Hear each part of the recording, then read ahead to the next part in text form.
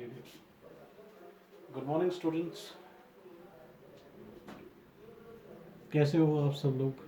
आशा करता हूँ बहुत बढ़िया होगे और सभी बच्चे पढ़ रहे होंगे। ये सबसे बड़ी बात है कि पढ़ना बहुत ज़रूरी है। पढ़ाई के बिना कुछ नहीं, तो इसीलिए पढ़ते रहो, अच्छे से पढ़ते रहो। तो 2 या 3 लेक्चर हो चुके हैं हिस्ट्री के, तो मैं सोचा आज क्यों ना थोड़ा सा मैप वर्क करा दिया जाए। आगे आगे बढ़ोगे 10th क्लास में तो ज्योग्राफी के अंदर आपके मैप्स हैं, तो इंडिया का मैप ही स्पेशली आएगा। तो उसके लिए आपको ये ध्यान रखना है कि हम इंडिया की जानकारी रखते कैसे हैं।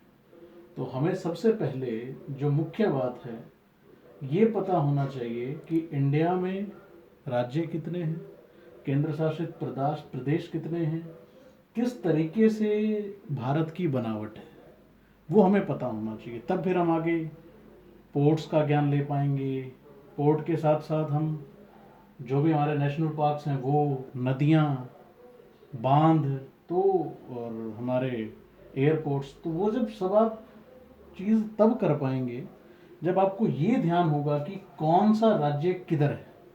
सबसे बड़ी बात है, अगर आपको इम्पोर्टेंट ये सारी बातें पता है कि कौन सा राज्य किधर है, तो आप बड़ी आसानी से सारे का सारा मैप वर्क कर लोगे। ज्योग्राफी में जो मैप वर्क आएगा वो आपका 4 मार्क्स का आएगा, और यही सबसे बड़ी चीज़ डिसाइड करता है आपके मार्क्स। ये 4 मार्क्स और हिस्ट्री का सेम 4 मार्क्स, तो 8 मार्क्स का है। तो यही डिसाइड करता है कि आप कितने मार्क्स एसएसटी में लेने वाले हो। तो ज़्यादा टाइम ना लेते हुए मैं स्टार्ट करता हूँ। सबसे पहले तो आप ये देख लो कि अगर हम इस मैप को डिज़ाइन कर लें तो इसमें अगर मैं इसे दिशाओं के हिसाब से बांटूं तो ये जो दिशा आपको नज़र आ रही है ये पूर्वी दिशा है, और अगर ये दिशा देखोगे तो ये पश्चिमी दिशा है, या पश्चिमी दिशा बोल दो इसको। और जो ये आपको पेनिसुला, पेनिसुला का मतलब होता है कि ये दोनों तरफ से समुद्र से घिरा हुआ है, मतलब 3 तरफ से हो गया, इधर से भी इधर से भी, और ये हिस्सा भी जो है समुद्र से घिरा हुआ है। यहाँ से अगर देखोगे आप इसे, राजस्थान से आगे वाला हिस्सा, तो इसको पेनिसुला भी बोला जाता है। अब इस चीज को पश्चिमी दिशा से देखो, या पश्चिमी दिशा के राज्य बोल दो, पूर्वी दिशा के राज्य बोल दो, और जो ये ऊपर वाला हिस्सा है ये उत्तर है, ये उत्तरी दिशा या उत्तर के राज्य हैं ये। और नीचे वाले देखोगे तो दक्षिण के राज्य इंपॉर्टेंट है बहुत ज्यादा कि हमारे उत्तर के राज्य कौन से हैं। अगर आप इस तरीके से मैप बना लें, ये आपकी पूर्व है, ये आपकी पश्चिम है, ये आपकी उत्तर है, और ये आपकी दक्षिण। तो आपको ये पता होना चाहिए कि अगर मैं इस स्लैश को इस तरीके से खींचता हूँ और इसको इस तरीके से खींचता हूँ, मतलब आपको पता है कि डिजाइन करते वक्त ये ध्यान रखना है कि ये उत्तर है और ये पूर्व है। मतलब जो इधर बीच के राज्य आएंगे, जो ये बीच के राज्य होंगे, ये होंगे उत्तर पूर्वी। बड़ी इंपॉर्टेंट बात है, कई जगह बच्चे कंफ्यूज रहते हैं कि आ जाता है कि उत्तर पूर्वी राज्य हैं, उत्तर पश्चिमी राज्य हैं आपके। तो उत्तर पश्चिमी राज्य अगर आप देखोगे तो मैप में अगर देखना है तो आपको ये जो हिस्सा, मतलब अगर आप इस तरीके से इसको प्लेन को काट देते हो तो ये जो बीच वाला है, मतलब राजस्थान हो गया, पंजाब हो गया, तो ये सब उत्तर पश्चिमी में आ जाते हैं, और इधर से उत्तर पूर्वी। तो हम विशेषकर ये कहते हैं कि उत्तर पूर्वी मैदान। आपने 9th में भी ज्योग्राफी में पढ़ा है कि हर जगह की हमारे अगर मैदान के क्षेत्र देखोगे तो आप वो होंगे उत्तर पूर्वी। अब उत्तर पूर्वी है तो आपको डिजाइन करना है, आपको ध्यान में आना चाहिए कि फटाफट उत्तर प्रदेश, बिहार, पश्चिम बंगाल, असम अब पूर्वी ही हो गया पूरा, तो आपको उत्तर प्रदेश, बिहार, पश्चिम बंगाल ये सब पता होना चाहिए कि ये क्या है, उत्तर पूर्वी राज्य है। तो आपको बिल्कुल क्लियर कट रहेगा दिमाग में जब हम कृषि से संबंधित मैप को भरेंगे, मृदा से संबंधित मैप को भरेंगे, तो उससे आपको ये क्लियरिफाई हो जाएगा कि कौन सा राज्य किस तरीके का काम कर रहा है, या किस राज्य में कितने खनन हैं, क्या हैं। तो बड़ी आसानी होगी अगर आपको ये पता होगा कि राज्य कहाँ कहाँ पर हैं।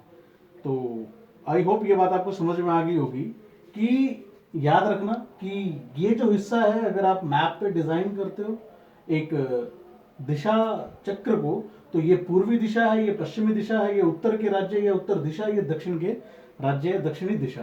तो इसके अंदर उत्तर पूर्वी हमें क्लियर है कि उत्तर पूर्वी क्या है।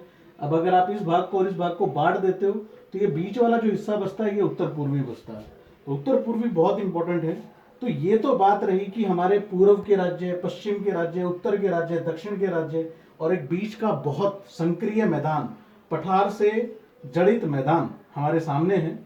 तो स्टार्ट करता हूं कि मैं सबसे पहले ऊपर से स्टार्ट करूंगा कि कौन कौन से हमारे राज्य हैं और कितने यूनियन टेरिटरी हैं। सबसे पहली बात, हमारे देश में 28 राज्य हैं। सबसे इंपॉर्टेंट बात याद रखोगे, 28 राज्य हैं। और दूसरी इंपॉर्टेंट चीज, 9 यूनियन टेरिटरी है। 9 यूनियन टेरिटरी है। तो ये बहुत इंपॉर्टेंट है कि हमारे देश में 28 राज्य हैं और 9 यूनियन टेरिटरी है। 2 यूनियन टेरिटरी अभी बनी थी, जम्मू एंड कश्मीर और लेह। तो सबसे पहले आपको यह ध्यान रखना है कि ये हिस्सा जम्मू एंड कश्मीर है। तो ये बात बिल्कुल ध्यान रखनी है कि हमारे 28 राज्य और 9 यूनियन टेरिटरी हैं।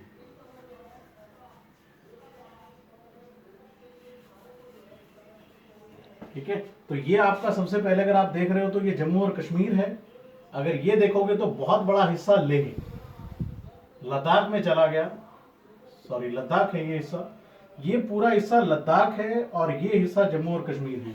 ये पहले पूरा एक जम्मू और कश्मीर था। यहाँ अलग संविधान होता था जो मोदी जी ने 370 धारा हटाई। उसके बाद अब ये राज्य ना रहकर एक केंद्र शासित प्रदेश बन गया है और उसको भी 2 हिस्सों में डिवाइड कर दिया गया है। ज्यादा हिस्सा लद्दाख के पास गया और थोड़ा हिस्सा जम्मू और कश्मीर के पास आया है। उसके बाद उसके नीचे बिल्कुल आप अगर आप देखोगे तो ये राज्य, बड़ा छोटा सा राज्य, हिमाचल प्रदेश। हिमाचल प्रदेश है। अभी आपको बिल्कुल ध्यान हो जाना चाहिए कि हिमाचल प्रदेश कहाँ है। एक बार मैप लेके प्रैक्टिस करो और आपको बिल्कुल क्लियर हो जाएगा। ये हिमाचल प्रदेश है आपका। हिमाचल प्रदेश के नीचे आ जाओ। हिमाचल प्रदेश के नीचे जो आपको राज्य नजर आ रहा है वो उत्तराखंड है। उत्तराखंड है, बड़ा इंपॉर्टेंट है उत्तराखंड। क्यों उत्तराखंड इतना इंपॉर्टेंट है? क्योंकि उत्तराखंड पहले यूपी के अंदर आता था, लेकिन अब एक अलग राज्य है। 2000 में क्या हुआ था, उत्तराखंड को एक अलग राज्य बना दिया गया था। उसके नीचे आ जाओ, यूपी बहुत इंपॉर्टेंट राज्य है इंडिया का। सबसे बड़ी कॉन्स्टिट्यूंसी भी यहीं पर है। सबसे ज्यादा एमपीज यूपी के हैं। 80 एमपी जो लोकसभा में चुनाव लड़ते हैं वो यूपी से ही आते हैं। तो बहुत इंपॉर्टेंट है कि आप इस डेजिग्नेशन को जान ले या इस स्थिति को जान ले कि यूपी किधर है। तो ये यूपी आपका। और यूपी के बाद अगर आप राज्य देखोगे तो वो है बिहार, जो नेपाल के बॉर्डर को भी लगता है। बहुत इंपॉर्टेंट है ये भी यूपी के बाद। जो शुरुआती कॉन्स्टिट्यूंसी बनी थी 1939 में, उसमें ये बहुत ही ज्यादा मेन या मुख्य किरदार निभाते थे और बहुत बड़े राज्य थे। उसके नीचे आ जाओ, बिहार से जो अलग हुआ वो था झारखंड। झारखंड एक बहुत इंपॉर्टेंट राज्य है हमारे लिए, क्योंकि भारत का रूर कहा जाने वाला, कि जहां पर बहुत सारा कोयला, बहुत सारा मेटल जो मिलता है वो झारखंड से मिलता है। लोह मिलता है। अब लोह अशोक के केंद्र जो आप पढ़ोगे वो भी झारखंड के आसपास होंगे। तो इसीलिए झारखंड भी अपने आप में इंपॉर्टेंट है। झारखंड के अगर साथ देखोगे तो ये है West Bengal. West Bengal is also another important, कि वेस्ट बंगाल आपका बहुत बड़ा राज्य है लेकिन गरीब राज्य है। सबसे बड़ी बात है वेस्ट बंगाल आपका एक गरीब राज्य है। अच्छा जी, अब मैं जिक्र करता हूं 7 सिस्टर्स का। अगर हम जाने कि हमारे भारत में पूर्वी दिशा की तरफ जो है 7 सिस्टर्स हैं, तो उस 7 सिस्टर्स में बड़ा इंपॉर्टेंट जो नाम है वो है सबसे पहले सिक्किम। 7 सिस्टर हमेशा याद रखोगे, हर बच्चे के लिए इंपॉर्टेंट है सिक्किम। सिक्किम के बाद अरुणाचल प्रदेश। अरुणाचल प्रदेश के बाद बहुत ही इंपॉर्टेंट जो है वो है असम। असम के बाद जो इंपॉर्टेंट है वो है नागालैंड। नागालैंड के बाद मणिपुर। मणिपुर के बाद मिजोरम, और मिजोरम के बाद सातवां जो सेवन सिस्टर्स मिलके बनता है वो है त्रिपुरा। बहुत इंपॉर्टेंट है, बच्चों को अक्सर बड़े हो जाते हैं तो भी कंफ्यूजन रहती है कि सेवन सिस्टर्स कौन सी हैं। तो याद रखना सेवन सिस्टर्स, मैं स्टार्ट करता हूं मैप में कहां कहां पर हैं, आपको याद रखनी है और भर लेना है इनको अच्छे से, ताकि आके जब आपकी क्लासेस स्टार्ट हो अच्छे से तो आपको बड़ा मजा आए मैप वर्क करने में। बहुत इंटरेस्टिंग होता है मैप वर्क हमेशा, क्योंकि हम देश के बारे में जानते हैं, इससे हमें देश से लगाव होता है, तो इसीलिए हमें मैप वर्क बहुत अधिक करना चाहिए और समझना चाहिए उनको। तो सबसे पहला राज्य जो है वो है ये सिक्किम, एक छोटा सा राज्य, ठीक है, बिल्कुल भूटान की सीमा इसको लग रही है, साथ में नेपाल की भी। तो सिक्किम हो गया। सिक्किम के बाद अगर आप ये देखोगे ऊपर से हिस्सा, ये वाला हिस्सा जो है, ये वाला हिस्सा जो है वो है Arunachal Pradesh, AP. Short form लिख रहा हूं मैं, अरुणाचल प्रदेश यहाँ पे पूरी लिख चुका हूं। अब अरुणाचल प्रदेश के बीच नीचे से अगर आप आओगे तो ये चीज जो देखोगे, ये बहुत इंपॉर्टेंट है, असम। असम बड़ा इंपॉर्टेंट है, ये असम है। और असम सबको ये भी पता है कि सबसे पहला तेल का कुआं जो खोदा गया था वो असम में ही खोदा गया था, तो दिसपुर में। तो बहुत इंपॉर्टेंट है असम वैसे भी, क्योंकि तेल की खपत को पूरा करता है। तो आप एक इंपॉर्टेंट चीज देख लो कि असम अपने आप में बहुत इंपॉर्टेंट है। अरुणाचल प्रदेश क्यों इंपॉर्टेंट है? क्योंकि यहां से यंगप्पा दर्रे से एक जो नहर एंटर करती है भारत में वो है ब्रह्मपुत्र, तो बहुत इंपॉर्टेंट है। झारखंड, अगर झारखंड ना हो तो आपके पास मेटल्स नहीं है, यूपी नहीं है तो आपके पास गन्ना नहीं है। तो उत्तराखंड में आपको पता ही है गंगा और यमुना दोनों वहीं से निकल रही हैं। तो हर राज्य है अपने आप में, और ये तो आपको पता ही है भारत का जो जम्मू और कश्मीर और लद्दाख वाला एरिया है उसको क्या बोला जाता है? उसको बोला जाता है कि विश्व का स्वर्ग है। तो ये तो बहुत इंपॉर्टेंट हो गए अपने आप में। तो और पश्चिम बंगाल अपने आप में इंपॉर्टेंट है, क्योंकि वहां पर जो पोर्ट है बहुत बड़ा है जो एक्सपोर्ट में काम आता है, ठीक है। तो याद रखना इस चीज को। असम, असम के बाद अगर मैं आगे आ जाऊं, असम अरुणाचल प्रदेश ऊपर है, और इससे नीचे आ जाओगे तो नागालैंड। स्टेप बाय स्टेप याद रखो। बहुत सारे लोग ये कहते हैं ट्रिक्स बना लो, ट्रिक्स से याद कर लो, 2 बार पढ़ो, 4 बार बनाओ कॉपी में, 5 बार कॉपी में बनाओ, आपको याद हो जाएगा। इतना आसान है, लेकिन दिल से बनाओ, आपको सारी चीजें याद हो जाएंगी। नागालैंड के बाद अगला जो आता है वो है मणिपुर, ये भी बहुत इंपॉर्टेंट है। मणिपुर के बाद जो नीचे है मिजोरम। अब ये सूरमा घाटी भी यहां पर है, तो इसीलिए मिजोरम इंपॉर्टेंट है अपने आप में। और ये त्रिपुरा,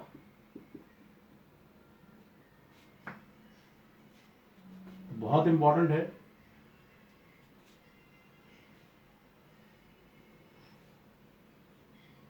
त्रिपुरा हो गया, मिजोरम हो गया, मणिपुर हो गया, नागालैंड हो गया, आंध्र प्रदेश हो गया, सिक्किम हो गया और मेघालय। चलो ठीक है। अब उसके बाद आप हम रुक करते हैं अपने पश्चिम की तरफ। तो पश्चिम की तरफ अगर आप देखोगे तो सबसे बड़ा जो ये नजर आ रहा है ये है गुजरात।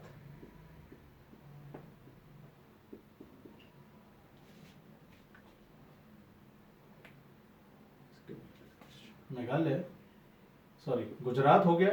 गुजरात के बाद ये बड़ा सा इलाका जो सबसे बड़ा क्षेत्र रखता है वो है राजस्थान। राजस्थान, राजस्थान से ऊपर आ जाओ, ये बीच में जो छोटा सा इलाका नजर आ रहा है ये हमारा समृद्धशाली राज्य है हरियाणा। हरियाणा के बाद अगर आप ऊपर चले जाते हो तो ये छोटा सा इलाका, ये भी बहुत समृद्धशाली है, इसे बोला जाता है पंजाब। इसे बोला जाता है पंजाब। तो बहुत इंपॉर्टेंट है, यहीं पर हमारी राजधानी दिल्ली और यूनियन टेरिटरी है, ठीक है। और ये बीच में जो बड़ा सा इलाका नजर आ रहा है ये है मध्य प्रदेश। बहुत ही बड़ा इलाका मध्य प्रदेश, क्योंकि सबसे ज्यादा जंगल, फॉरेस्ट जो पाए जाते हैं वो एमपी में ही पाए जाते हैं। तो बहुत इंपॉर्टेंट है एमपी भी अपने आप में, ठीक है। उसके बाद नीचे अगर आप आ रहे हो दक्षिणी की तरफ अगर हम चलें तो उसमें सबसे बड़ा जो राज्य नजर आ रहा है आपको वो है महाराष्ट्र। महाराष्ट्र, अभी सबसे ज्यादा कोरोना यहीं पर है, तो महाराष्ट्र भी अपने आप में बहुत इंपॉर्टेंट है। क्यों? क्योंकि महाराष्ट्र में देश की औद्योगिक, जो हमारी औद्योगिक या आप कहो कि वाणिज्यिक कैपिटल है वो महाराष्ट्र में ही है, जिसको मुंबई बोला जाता है। उसके नीचे आ जाओ उसके नीचे अगर आप देखोगे तो ये गोवा, और गोवा के साथ जो बाउंड्री लग रही है वो है कर्नाटका, वो है कर्नाटका। और कर्नाटका के नीचे से चले जाओ तो ये है केरल। बहुत इंपॉर्टेंट है केरल। क्यों केरल क्यों इंपॉर्टेंट है? क्योंकि सबसे पहले अगर मैं बता दूं कि जो वर्षा की एंट्री होती है जून के अंदर, वो सबसे पहले कहाँ होती है? कर्नाटका के, सॉरी केरला के अंदर। तो बहुत इंपॉर्टेंट है केरला अपने आप में, कि जब हमारे यहाँ वर्षा की शुरुआत होती है, वर्षा ऋतु आती है, तो केरला में ही उसका एंट्री पॉइंट होता है। केरला के बाद अगर ये राज्य देखोगे तो ये है तमिलनाडु, और तमिलनाडु के बाद अगर आप ऊपर देखते हो तो अभी हमें जब 2016 में पता चला कि तेलंगाना अलग हो गया, तो वो एक राज्य तेलंगाना बन गया और एक आंध्र प्रदेश। आंध्र प्रदेश, अब इस पहले ये पूरा एक आंध्र प्रदेश था, अब इस आंध्र प्रदेश को तोड़कर दो राज्यों में बना दिया गया, एक तेलंगाना है और एक आंध्र प्रदेश है। और उससे ऊपर चले जाओ तो ये छत्तीसगढ़, ये भी बहुत इंपॉर्टेंट है। छत्तीसगढ़ बहुत इंपॉर्टेंट है भाई, सॉरी साफ नहीं लिख रखा होगा, साफ लिखता हूं इसको। ये अगर आप राज्य देखते हो तो इसमें है छत्तीसगढ़, छत्तीसगढ़। और अगर इस राज्य को देखो जो बच गया वो है उड़ीसा। बहुत ही इंपॉर्टेंट ये राज्य हैं, बड़े ही इंपॉर्टेंट राज्य हमारे सामने हैं सारे, तो याद रखना। सबसे पहले मैं फिर से शुरुआत कर देता हूँ, अब तो खिचर पिचर हो गई, फिर भी ये हमारे जम्मू और कश्मीर, ये लद्दाख है, उसके नीचे आ जाओ हिमाचल प्रदेश, उसके नीचे आ जाओ, उसके नीचे आ जाओ उत्तराखंड, उसके नीचे आ जाओ यूपी, यूपी के साइड में चले जाओ बिहार, बिहार के नीचे जो है ये जो इलाका झारखंड का, झारखंड के नीचे देखोगे आप वेस्ट बंगाल। अगर सेवन सिस्टर की जिक्र करूं तो सेवन सिस्टर में कौन कौन सी हैं? असम है, असम के साथ साथ अरुणाचल प्रदेश, नागालैंड, मणिपुर, मिजोरम, त्रिपुरा, और त्रिपुरा के साथ सिक्किम इंक्लूड मत करना, मेघालय। मेघालय सेवन सिस्टर्स में आता है, मेघालय, सिक्किम नहीं, मेघालय सेवन सिस्टर्स में आता है, और मेघालय के ऊपर ही है इसके, ठीक है। तो मेघालय यहां पर है हमारा, मेघालय, मेघालय। तो हमारे पास सेवन सिस्टर्स में कौन कौन से हैं? असम है, असम के साथ अरुणाचल प्रदेश है, नागालैंड है, मणिपुर है, मिजोरम है, त्रिपुरा है, और त्रिपुरा के साथ मेघालय। तो याद रखना, बहुत इंपॉर्टेंट है। उसके बाद अगर आप आ जाते हो तो अगर आप पश्चिम की तरफ आते हो तो उसमें आपको गुजरात नजर आता है, गुजरात के साथ साथ आपको नजर आता है राजस्थान, राजस्थान के साथ हरियाणा, हरियाणा के साथ पंजाब, बीच में इतना बड़ा मध्य प्रदेश, मध्य प्रदेश के नीचे अगर मैं पश्चिमी जगह चला जाता हूं तो महाराष्ट्र, महाराष्ट्र के साथ अगर आप नीचे देखोगे गोवा, और गोवा के नीचे जो है वो साथ में जो बाउंड्री लग रही है कर्नाटका, कर्नाटका के नीचे केरला, केरला के साइड में जो आपको ये नजर आएगा ये तमिलनाडु, तमिलनाडु से ऊपर आंध्रा, और आंध्रा के साथ तेलंगाना, और तेलंगाना के साथ उड़ीसा। तो आई होप आप इस मैप वर्क को अच्छे से करेंगे, भरेंगे बार बार। धन्यवाद बहुत बहुत आपका।